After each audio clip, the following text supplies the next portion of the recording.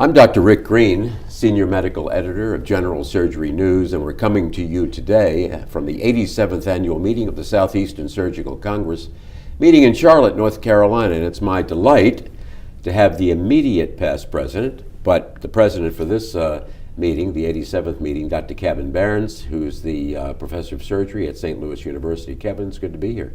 It's great to be here with you, Rick. This is a terrific meeting, and we really appreciate you taking some time to speak with us.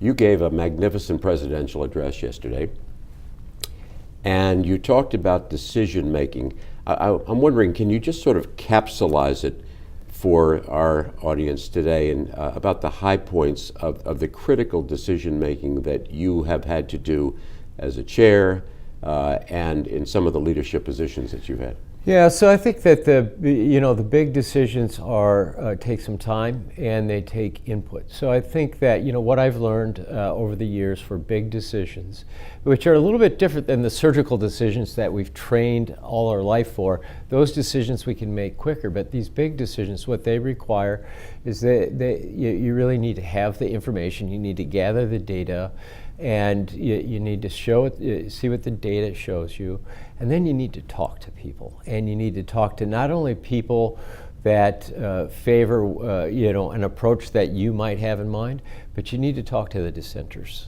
right? And you need to get the opposing opinion, because that really gives you a different perspective.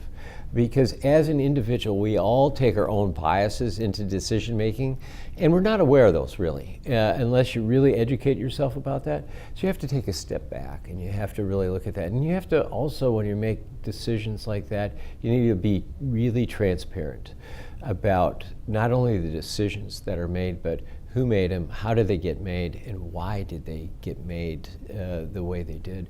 And so I think it's a lot about inclusion of people. It's quite a bit about self-awareness of your bias and transparency, and then finally communicating decisions is important. It sounds easy, but it's often either neglected or done poorly. And I think when you communicate a decision, it really takes, what I've learned about communication is it's more about a relationship than it is sending out an email or having a conference or a town hall. How do you have a relationship with the stakeholders so that when you communicate a decision, you can get some buy-in for it? And you highlighted yesterday beautifully the importance of family and having a wonderful family. How do you balance, you've been involved in so many different things in leadership, how do you balance the time that you've taken in your career and the time that you take for your family? How does that balance work for you? Yeah, so my career is really my passion, and I've